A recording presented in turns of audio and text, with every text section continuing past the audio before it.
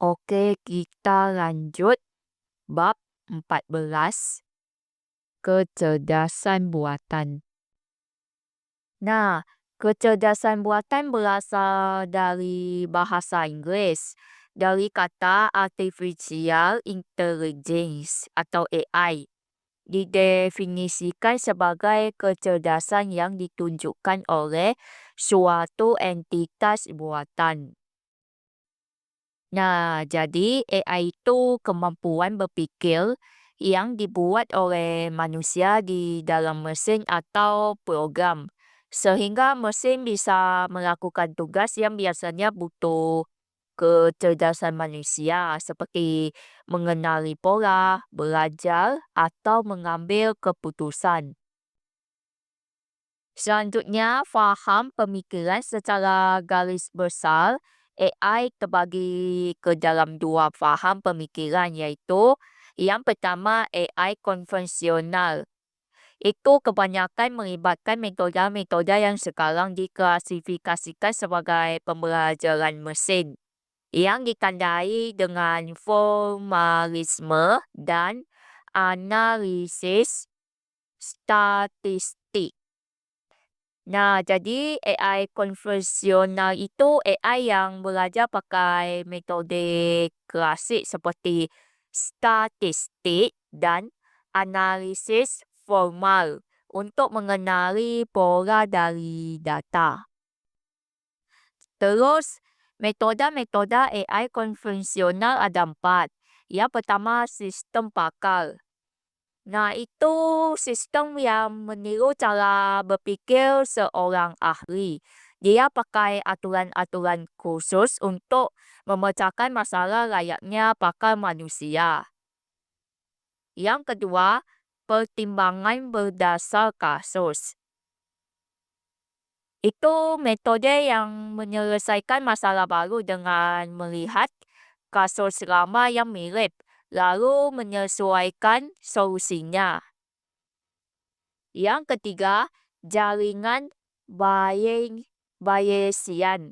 Itu model yang memakai peluang untuk memprediksi sesuatu.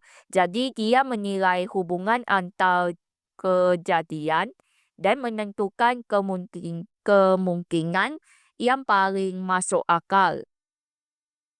Yang keempat, AI berdasar tingkah laku. Itu AI yang bertindak berdasarkan serangkaian aturan sederhana yang mengatur respons terhadap lingkungan. Nah, biasanya dipakai pada robotik agar bisa bereaksi cepat secara otomatis. Yang kedua, kecerdasan komputasional. Kecerdasan komputasional melibatkan pengembangan atau pembelajaran interaktif. Misalnya, penalaan parameter seperti dalam sistem koneksionis. Nah, jadi kecerdasan komputasional itu AI yang belajar sendiri lewat proses penyesuaian berulang, bukan hanya mengandalkan aturan-aturan tetap. Terus, metode-metode kecerdasan komputasional ada 3. Yang pertama, jaringan syaraf. Nah, itu metode yang meniru cara kerja otak manusia. Yang kedua, sistem fusi. Nah, itu metode yang meniru cara manusia mengambil keputusan dalam kondisi tidak pasti atau menggambang. Yang ketiga, komputasi evolusional. Nah, itu metode yang meniru proses evolusi alam seperti seleksi alam dan mutasi. Selanjutnya, sejarah. Pada awal abad 17, Rene Descartes mengemukakan bahwa tubuh hewan bukanlah apa-apa, melainkan hanya mesin-mesin yang rumit. Blaise Pascal menciptakan mesin penghitung digital mekanis pertama pada 1642. Pada 19, Charles Babbage dan Ada Lovelace bekerja pada mesin penghitung mekanis yang dapat diprogram. Terus, tahun 1950-an adalah periode usaha aktif dalam AI. Program AI pertama yang bekerja ditulis pada 1951 untuk menjalankan mesin Ferranti Mark I di University of Manchester, sebuah program permainan naskah yang ditulis oleh Christopher Strachey, dan program permainan catur yang ditulis oleh Dietrich Prince. Terus, selama tahun 1960-an dan 1970-an, Joel Moses mendemonstrasikan kekuatan pertimbangan simbolis untuk mengintegrasikan masalah di dalam program machismo, program berbasis pengetahuan yang sukses pertama kali dalam bidang matematika. Terus pada tahun 1980-an, jaringan syaraf digunakan secara meluas dengan algoritma perlambatan balik pertama kali dikembangkan oleh Paul John Wilbur pada 1974. Tahun 1990-an ditandai perolehan besar dalam berbagai bidang AI dan demonstrasi berbagai macam aplikasi.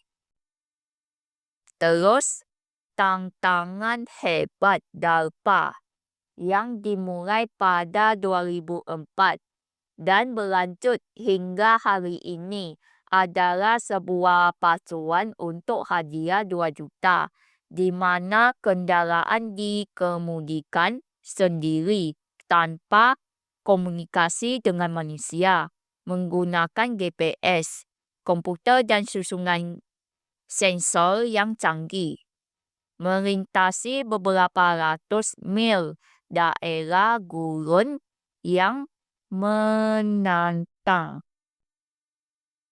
Selanjutnya, filosofi. Perdebatan tentang AI yang kuat dengan AI yang lemah masih menjadi topik hangat di antara filosof AI. Hal ini melibatkan filsafat, pemikiran, dan masalah pikiran tubuh. Selanjutnya, fiksi sains. Dalam fiksi sains, AI umumnya dilukiskan sebagai kekuatan masa depan yang akan mencoba menggulingkan otoritas manusia seperti dalam HAL 9000, Skynet, Colossus, and The Matrix, atau sebagai penyerupaan manusia untuk memberikan layanan seperti C3PO, Data, The Bicentennial Man, The Matrix dalam AI, atau Sony dalam satu robot. Selanjutnya, inteligensi buatan. Versi buku pengenalan komputer karangan Jogianto Hartono, MBA PhD. Apakah inteligensi buatan itu? AI dapat didefinisikan sebagai suatu mesin atau alat pintar. Biasanya adalah suatu komputer yang dapat melakukan suatu tugas yang bila mana tugas tersebut dilakukan oleh manusia, akan dibutuhkan suatu kepintaran untuk melakukannya.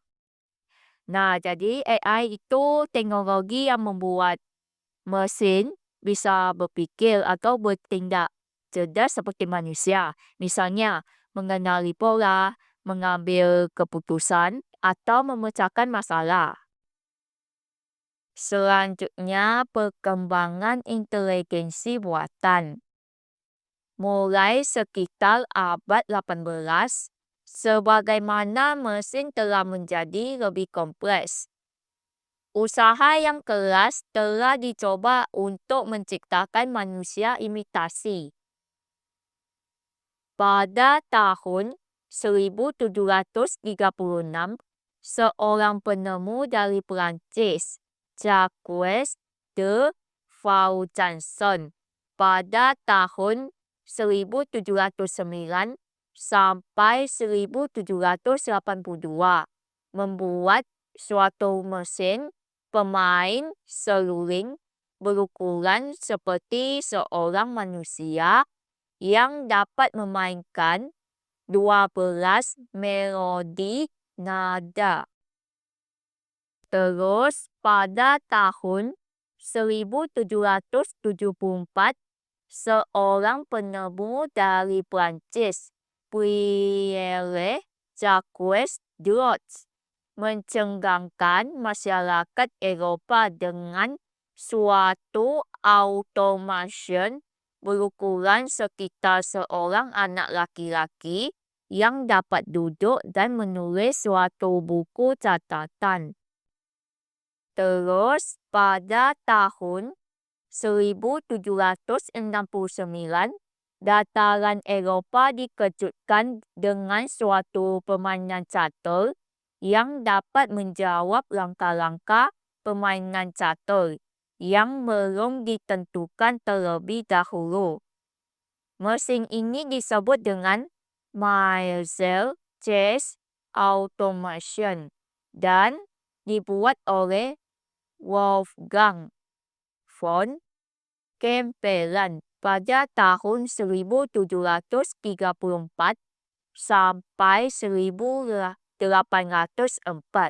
dari Hungaria.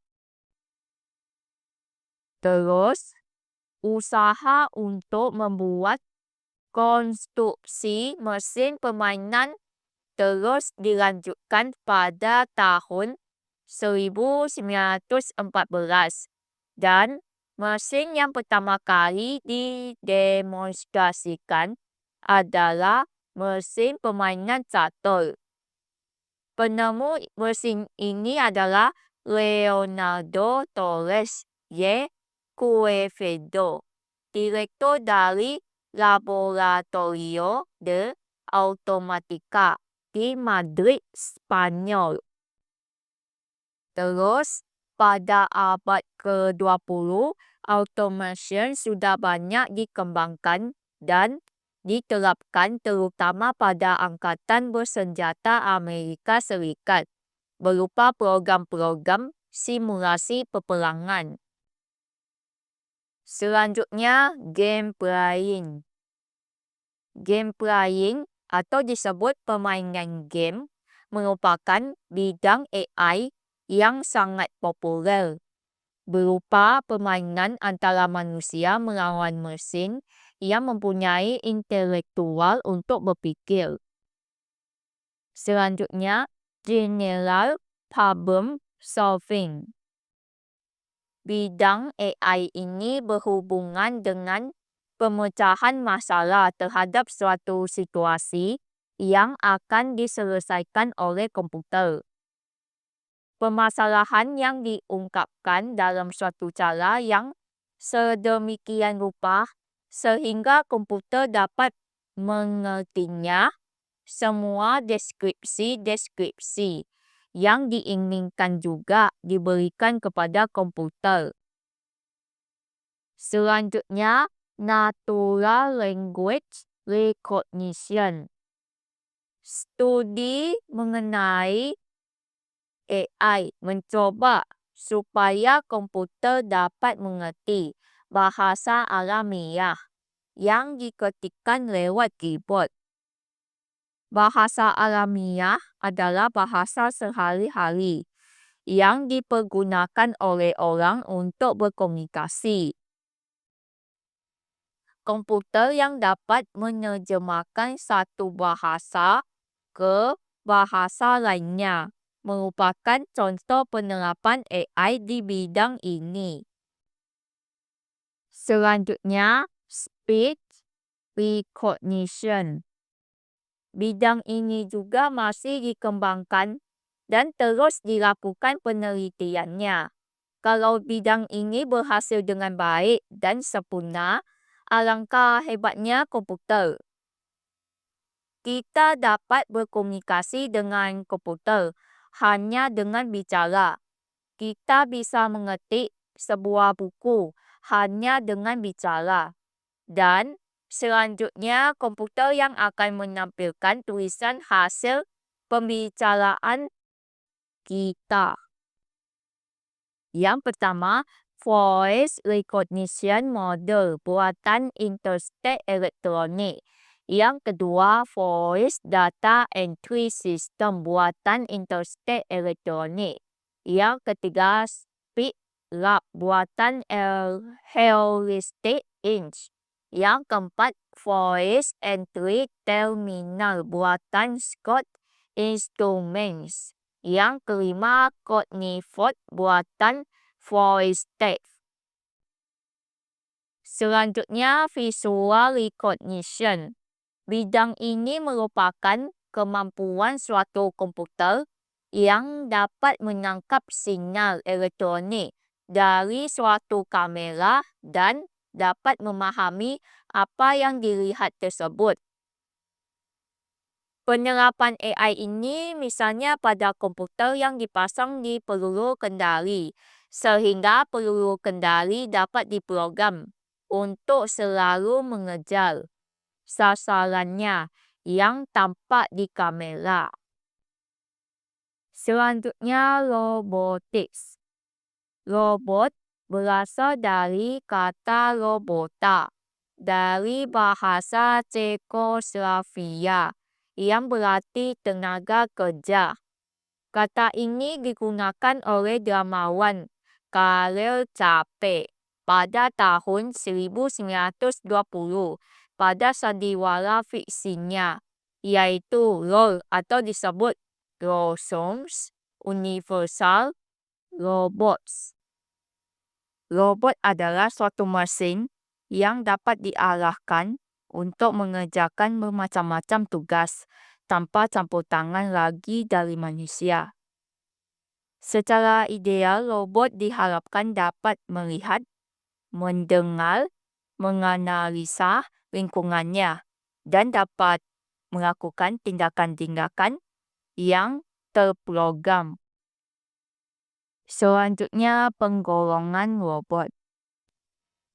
Robot pribadi atau disebut personal robots, juga disebut dengan home robots, karena terutama ditujukan untuk membantu pekerjaan-pekerjaan rumah tangga menjadi lebih otomatis. Robot industri. Robot industri merupakan robot yang digunakan untuk membantu di dalam proses produksi, misalnya untuk menangani material, mengeras, mengecat, memasang komponen, dan lain sebagainya.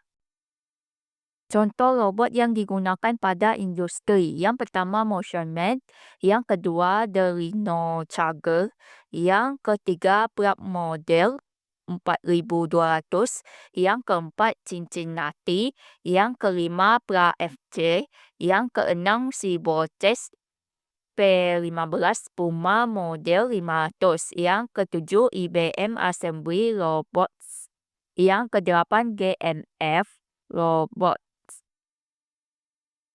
MotionMate merupakan robot industri yang paling sederhana untuk melakukan proses mengambil dan meletakkan komponen-komponen di dalam proses produksi. Robot ini dapat mengangkat komponen sebesar 5 pon. The Rhino Charger. Robot ini dibuat oleh pabrik Rhino Robots (INC) dan dengan menggunakan komputer Apple serta disk drive dapat untuk mengontrol gerak dalam 6 arah sumbu dengan daya angkatnya sampai dengan 50 pon dan tingkat gerak maksimumnya adalah 200 inches per detik. Prap model 4200. Robot ini dibuat oleh Prap Robots (INC) dengan daya angkatnya sebesar 75 pon. Lengan robot ini dapat berputar secara horizontal sebesar 250 derajat. Cincinnati. Robot ini oleh Cincinnati atau Milacron Corporation dengan daya angkatnya sebesar 100 pon. Robot ini sangat fleksibel dalam arah geraknya, dapat bergerak dalam 6 arah sumbu. Bra FC. Robot ini mempunyai daya angkat sebesar 1 ton. Kemampuan ini dapat digunakan untuk memindahkan sebuah mesin mobil atau benda berat lainnya selama proses produksi. Seabotech P15. Robot ini diproduksi oleh Seabotech Corporation dan dapat mengangkat seberat 15 kilogram. Robot ini banyak digunakan untuk pekerjaan mengecat. Puma model 500. Robot ini merupakan produksi dari Unimason (INC) yang kemudian perusahaan tersebut dibeli oleh Westinghouse. Puma model 500 merupakan robot teknologi tinggi yang dapat bergerak dalam 5 sumbu, iaitu putaran pinggang, putaran bahu, putaran siku, anggukan pergelangan tangan, dan putaran pinggiran roda. IBM Assembly Robots.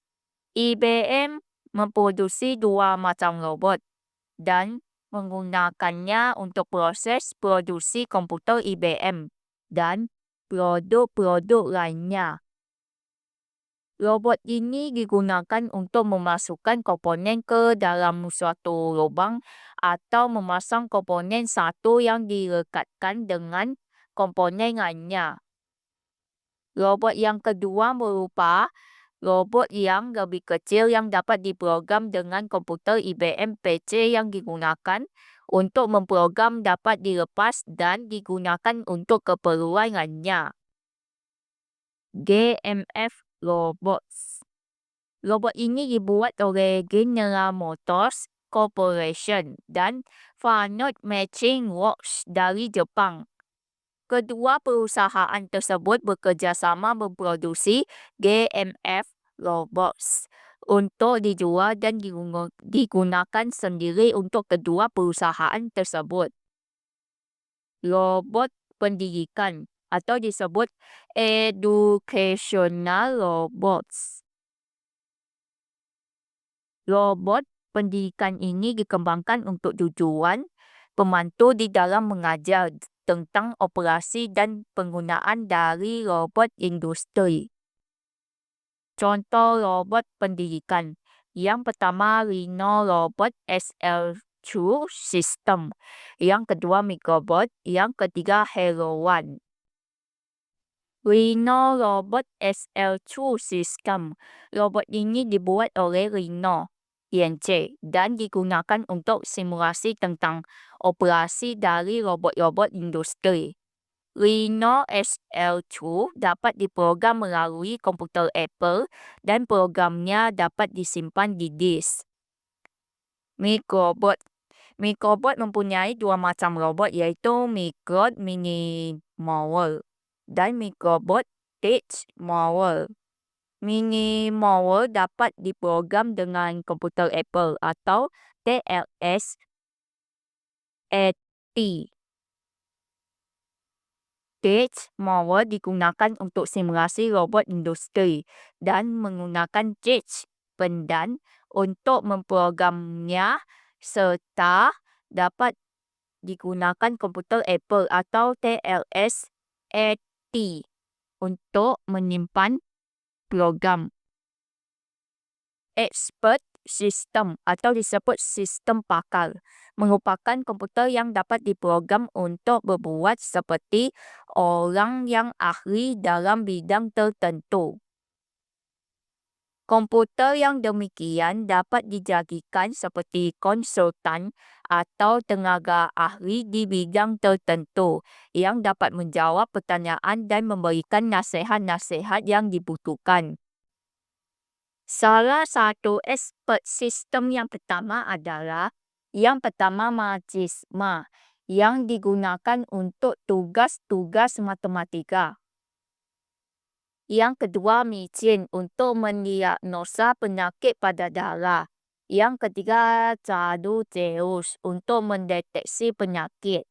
Yang keempat, POV untuk mengukur fungsi dari paru-paru. Yang kelima, Prospector digunakan perusahaan DEC untuk menggambarkan konfigurasi dari sistem komputer bagi para langganannya. Yang keenam, Dendral untuk mengidentifikasikan struktur molekul, suatu komposisi kimia dan lain sebagainya.